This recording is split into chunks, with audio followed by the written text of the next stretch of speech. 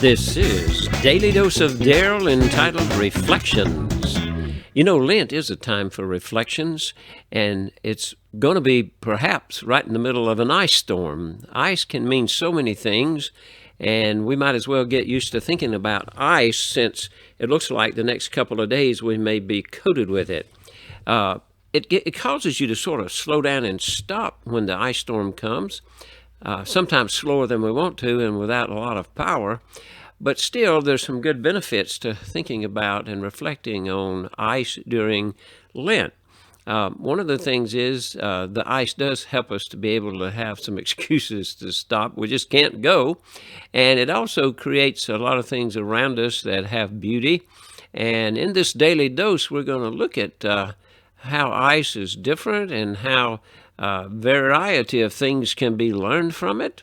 And so let's start now by looking at the beauty that can happen when water turns to ice. And you can have some fun with it too. Notice the car at the bottom. And then too, it can be blinding and cause you to not be able to see to walk or drive, and yet create a lot of artistic things all around the community. One of the things it does is sometimes causes us to be sort of dreary in our life and feel sort of down and out. But one thing's for sure, it cannot steal the smile of Mr. and Mrs. Santa, no matter how much ice comes. Ho, ho, ho.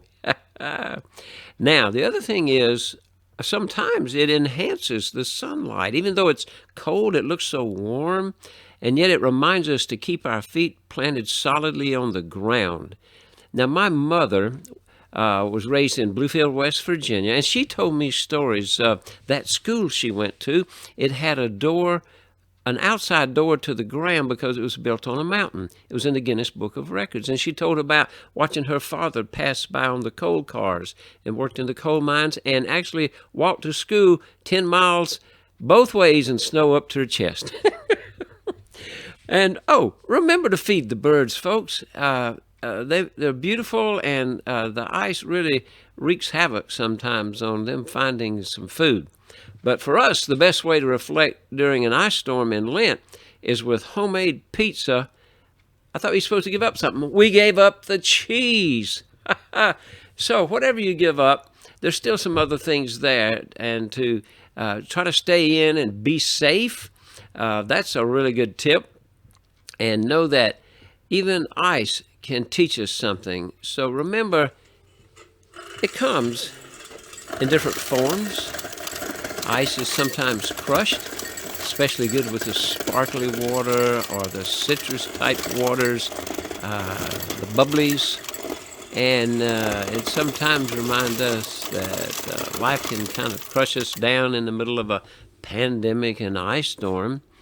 But it also can take the shape of cubes, which is good with other types of beverages, and reminds us that they're not exactly square. And we don't need to be square during this time, but reach out and know that it's also a liquid in different forms.